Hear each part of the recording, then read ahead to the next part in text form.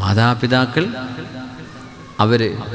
അല്ലാഹു നമുക്ക് തന്ന നിയമമാണ്, അവരോടുള്ള കടപ്പാട് നമ്മൾ ചെയ്യണമെന്ന്. അവരോടൊരു കടപ്പാട് പടച്ചോൻ പറഞ്ഞിട്ടുണ്ട്, നിങ്ങൾ മക്കളോട് നല്ല നിലക്ക് പെരുമാറണം, മക്കളോട് അനീതി ചെയ്യരുത്, ആൺമക്കളെയും പെൺമക്കളെയും വേർതിരിച്ച് കാണരുത്. അത് വാപ്പാര് ചെയ്യേണ്ട പണിയാണ്. ഇനി അവരത് ചെയ്തില്ല എന്ന് വിചാരിക്കുക, മക്കൾ വാപ്പയോട് ഉമ്മയോട് നല്ല നിലക്കേ പെരുമാറാൻ പാടുള്ളൂ.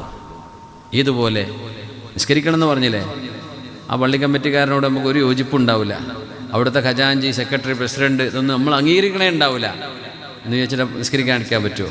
അതുകൊണ്ട് ഞാൻ നിസ്കരിക്കൂല, അത് പറ്റുമോ? അവർ ചെയ്യേണ്ട പണി അവർ ചെയ്തോട്ടെ. നമ്മൾക്ക് നിസ്കാരം നിർബന്ധമാണ്. അള്ളാഹുവിന് വേണ്ടി ഉണ്ടാക്കപ്പെട്ട ഏത് മസ്ജിദാണ്, അള്ളാഹുവിന് വേണ്ടി ഉണ്ടാക്കപ്പെട്ട മസ്ജിദിൽ കയറി നമ്മൾ നിസ്കരിക്കുന്നു.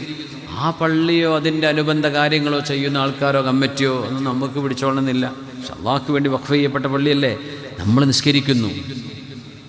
പള്ളി കമ്മിറ്റിക്കാരെ ഇഷ്ടപ്പെട്ടാൽ തന്നെ നിസ്കരിക്കാൻ പറ്റുള്ളൂ എന്ന് പറയാൻ പറ്റുമോ? എന്നതുപോലെ മാതാപിതാക്കൾ ഇന്നോടും ഇങ്ങോട്ടും നല്ല നിലയ്ക്ക് പെരുമാറിയാൽ മാത്രമേ ഞാൻ അങ്ങോട്ടും ഉമ്മാനെ വാപ്പാനെ നോക്കുള്ളൂ. ഇതല്ല പറയേണ്ടത്. ഉമ്മയെ വാപ്പയെ നോക്കേണ്ടത് മക്കളുടെ ബാധ്യത. ഇത് പറയുമ്പോൾ ഉമ്മാരും വാപ്പാരും വല്ലാണ്ടങ്ങ് തലയിൽ കയറരുത്.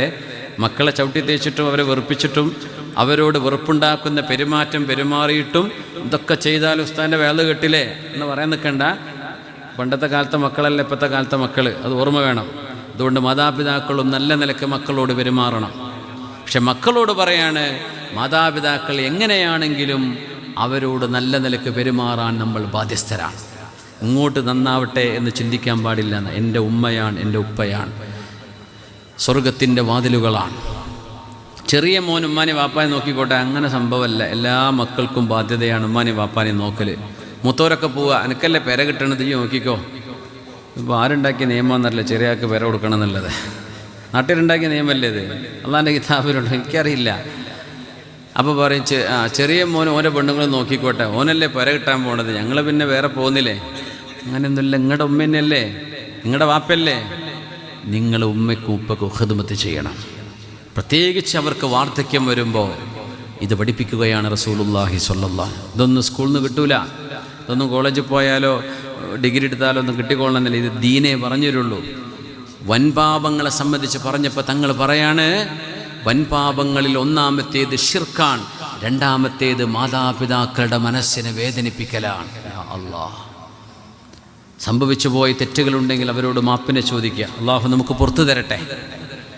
പിന്നെ ഒരു കാര്യമുണ്ടേ, തെറ്റൊക്കെ ചെയ്തിട്ട് ഉമ്മ പുറത്തു തരണേ എന്ന് പറഞ്ഞ് കാലക്ക വീണിട്ട് ഉമ്മയുടെ പൊറുക്കലിനെ ചോദിച്ചാൽ ഒരുപക്ഷെ ഉമ്മ പുറത്തു തന്നു എന്ന് വരും. ഉമ്മ പുറത്തു തന്നു എന്ന് വിചാരിച്ചാൽ അള്ളാഹ് അത് പൊറുക്കണമെന്ന് നിർബന്ധമല്ല. അത് മനസ്സിലാക്കണം. മനുഷ്യന്മാരോട് ദുൽമ ചെയ്യുക. ഇവിടെ ഹജ്ജിനോ ഉംറക്കോ പോകുമ്പോൾ ഒരു പ്രത്യേക ഒരു നാടകം പോയിട്ട് വന്നിട്ട് കാണിച്ചു തരാം. ആ സമയത്ത് ഇങ്ങനെ പറയും, എന്നാ പുറത്തരണേ, പിന്നെ വല്ലതും സംഭവിച്ചിട്ടുണ്ടെങ്കിൽ മാപ്പാക്കി തരണേ. ഇപ്പോൾ ടെക്സ്റ്റ് വിടലാണ്, നേരിട്ട് ചോദിക്കാൻ വേണ്ടിയിട്ട് വാട്സപ്പിൽ ഇങ്ങനെ എഴുതി വിടും. അപ്പോൾ കാണുന്ന ഒരു വിഷയം, ഇനി ഒരാൾ പുറത്തു കൊടുത്തു എന്ന് വിചാരിക്കുക, നിങ്ങൾ കാര്യമായൊരു മനുഷ്യനെ ദ്രോഹിച്ചു, വല്ലാണ്ട് പ്രയാസപ്പെടുത്തി, കല്യാണം നടക്കാതെ വിഷമിച്ചുക്കുമ്പോൾ ആ കുട്ടീൻ്റെ കല്യാണം മുഴുവൻ അങ്ങാടി നിന്നും മുടക്കി വിട്ടിട്ടുണ്ട്. ഇതൊക്കെ പടച്ചോൻ പുറത്തരണമെന്ന് ഒരു നിർബന്ധമല്ലേ? ആ മനുഷ്യൻ്റെ വിശാല മനസ്സുകൊണ്ട് അയാൾ പുറത്തു തന്നേക്കാം, പക്ഷെ അള്ളാഹു പൊറുക്കണമെന്ന് നിർബന്ധമല്ല. അള്ളാഹുവിന് അതിൻ്റെ പേരിൽ നിങ്ങളെ ശിക്ഷിക്കാൻ അവകാശമുണ്ട്. നമ്മൾ പറയില്ലേ പുറത്തെടുക്കണം എന്ന് പറയുമ്പോൾ നമ്മൾ വിചാരിക്കും എല്ലാ ദുൽമും ചെയ്തിട്ട് നമ്മൾ പുറത്തെടുത്ത് പോലും ഇങ്ങനെ വിലസേ അള്ളാഹ് അവർക്ക് ഇങ്ങനെ റഹ്മത്ത് ചെയ്യണമെന്നാണോ ഉദ്ദേശിക്കുന്നത്? അല്ല. നിങ്ങൾ പുറത്തു കൊടുത്താൽ നിങ്ങൾക്ക് അതിൻ്റെ ഖൈർ അല്ലാഹ് തരും. അത് വലിയൊരു ഹസനത്തിൽ വലിയൊരു നന്മയാണ് നമ്മൾ കൊടുക്കാൻ. നമ്മൾ പുറത്തു കൊടുക്കും, അള്ളാഹ് പൊറുക്കുമോ? പൊറുക്കണം നിർബന്ധമല്ല, അത് അള്ളാഹിൻ്റെ തീരുമാനമാണ്. സോഷ്യൽ മീഡിയയിലൊക്കെ ഇട്ടിട്ട് എന്ത് ചെയ്യുക, തോന്നിവാസം പറയാം, മനുഷ്യന്മാരെ പറ്റി ഇങ്ങനെ ഓരോന്ന് വിളിച്ചു പറഞ്ഞ് നടക്കുക, എഴുതി വിടുക, പാച്ചത്തെറി അഭിഷേകം ചെയ്യുക, അങ്ങനത്തെ വീഡിയോകൾ ചെയ്യുക. ഇതൊക്കെ ചെയ്തിട്ട് അവസാനം കുറച്ച് നേരം കഴിഞ്ഞ് എല്ലാവരും മാപ്പാക്കണേ, ഞാൻ എല്ലാവരും പരസ്യമായി മാപ്പ് ചോദിക്കുകയാണ്. ഇനി ഒരു പുറത്ത് തരാതിരിക്കുക. പുറത്ത് തന്നാൽ പോലും നിങ്ങളാ ചെയ്ത ഗീബത്തും നമീമത്തും അള്ളാഹുവിനോടും കൂടെ ചെയ്ത തെറ്റാണ്. അത് അള്ളാഹുവാണ് പുറത്തരേണ്ടത്. മനുഷ്യനോടുള്ള ഹഖൂഖുകൾ മനുഷ്യന് പുറത്തു തരാം, പക്ഷെ ആ തെറ്റ് അതേസമയം അള്ളാഹുവിനോടും കൂടെ ചെയ്ത തെറ്റാണ്. അത് അള്ളാഹു പുറത്തു തരണമെങ്കിൽ അള്ളാഹ്ക്ക് മാത്രമേ അറിയുള്ളൂ, നമുക്ക് ഉറപ്പിക്കാൻ പറ്റൂല.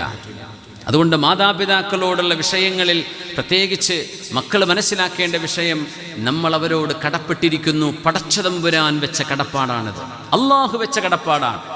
അതുകൊണ്ട് അവരുടെ മനസ്സിനെ വേദനിപ്പിക്കരുത്, അവരെ പ്രയാസപ്പെടുത്തരുത്. മാതാവും പിതാവും. പിതാവിനെ കുറിച്ച് പറഞ്ഞു ഔസതു അബ്വാബിൽ ജന്ന, സ്വർഗത്തിന്റെ വാതിലുകളിൽ ഏറ്റവും മധ്യത്തിലുള്ള വാതിലാണ് നിന്റെ വാപ്പ. ആ വാതിലിലൂടെ നിനക്ക് കടക്കണോ? വേണമെങ്കിൽ നീ കടന്നു. വേണമെങ്കിൽ നിർത്തിക്കോ, അല്ലെങ്കിൽ കളഞ്ഞോ. ഇത് നിന്റെ സ്വർഗത്തിന്റെ വാതിലാണ്. വാപ്പയെ കുറിച്ച് റസൂലുള്ളാഹി സ്വല്ലല്ലാഹു അലൈഹി വസല്ലം. ഉമ്മയെക്കുറിച്ച് പറഞ്ഞു ആ ഉമ്മാന്റെ കാലിന്റെ താഴെ നിനക്ക് സ്വർഗമുണ്ട്. ഇൽസംഹാ ഫഇന്നൽ ജന്നത തഹ്ത ഖദമൈഹാ. അത് ഹദീത്താണ്. അൽ ജന്നത്തു തഹ്ത അഖ്ദാമിൽ ഉമ്മഹാത്ത്. അങ്ങനെ ഒരു വാക്ക് ഹദീത്തില്ല എന്നത് ശരിയാണ്, പക്ഷെ ആശയം ഹദീത്താണ്. അൽ ജന്നത്തു മുബ്തദി ഖബറുള്ള ആ ഒരു വാക്ക് ഹദീത്തിലില്ല. ഹദീത്തിലുള്ളത് എന്താ?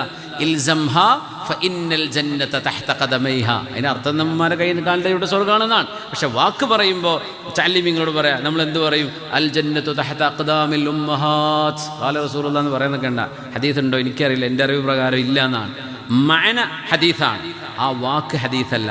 ഇൽസംഹാ ഫഇന്നൽ ജന്നത തഹ്ത ഖദമൈഹാ. തങ്ങളോട് ജിഹാദിന് വേണ്ടി സമ്മതം ചോദിക്കാൻ വന്ന യമനിയായ ഒരു സ്വഹാബിയോട് തങ്ങൾ പറഞ്ഞ വാക്കാണത്.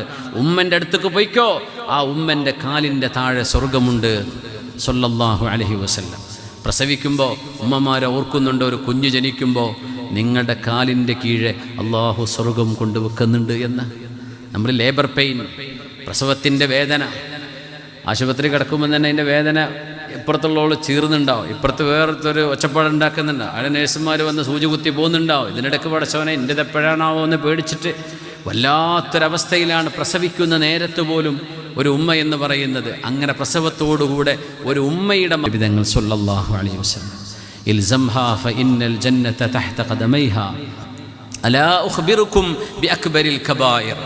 വൻപാപങ്ങളിൽപ്പെട്ട വൻപാപങ്ങളെക്കുറിച്ച് ഞാൻ പറഞ്ഞു തരട്ടെയോ എന്ന് പറഞ്ഞിട്ട് മാതാപിതാക്കളെ വേദനിപ്പിക്കുന്നത് വൻപാപമാണ്.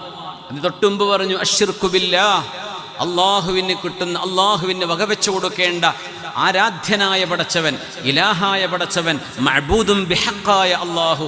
ആ റബ്ബിൻ്റെ സിഫത്തുകളോ അള്ളാഹുവിൻ്റെ അവകാശപ്പെട്ട റബ്ബിൻ്റെ വിശേഷണമോ ആർക്കെങ്കിലും ഉണ്ട്, ഒരു സിഫത്തെങ്കിലും ഒരു മനുഷ്യനോ ഒരു മലക്കിനോ ഒരു ജിന്നിനോ ഒരു ശൈത്വാനിനോ ഉണ്ടെന്ന് വിശ്വസിച്ചാൽ ഫഖദ് കഫറ ബില്ലാഹ്, ഇസ്ലാമെന്ന് പുറത്തു പോകുമെന്നാണ്.